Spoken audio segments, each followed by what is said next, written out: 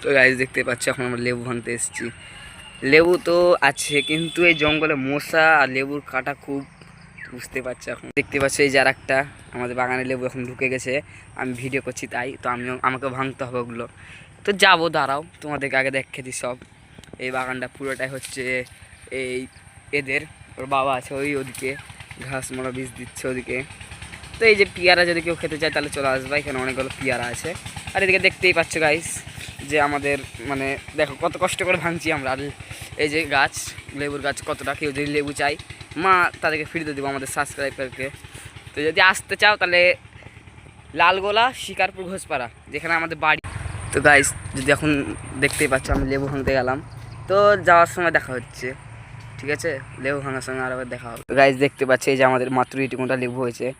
আমরা ভাঙি 300-400 করে। তো বাগানটা একটু ঘুরে দেখাই তোমাদেরকে।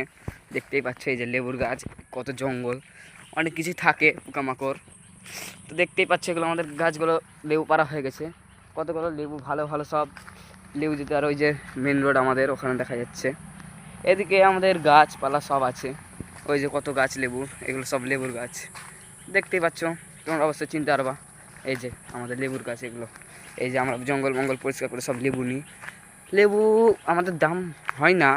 তো তো গাইস দেখতেই পাচ্ছ এখন আমি লেবু ভাঙতে চলে গেলাম। তো পরবর্তী ভ্লগ আসছে একটু পরেই। মানে আমরা এখন লেবু ভাঙতে আমাদের টাইম তো লাগবে, 1 ঘন্টা 2 ঘন্টা লাগে, তাই এখন তাহলে অফ করে দিলাম। মানে এর পরবর্তী ভ্লগে আমরা চলে আসছি। এই যে ওই ছেলেটা, ওই যে ভিতরে দেখতে পাচ্ছ, মানে দেখতে পাবো না তাও দেখে দিচ্ছি ভালো করে। ওই যে দেখতে পাচ্ছ এবার, না এই যে দেখতে পাচ্ছ, ওই দেখো কত ভিতরে ঢুকেছে, কত জঙ্গল। মানে ওই ভিতরে মানে হচ্ছে গাছের ভিতরে। তোমরা আবার কেউ খারাপ মনে করিও না। তো ঠিক আছে, দেখা যাচ্ছে পরে নাকি। থাকো, ভালো থাকো।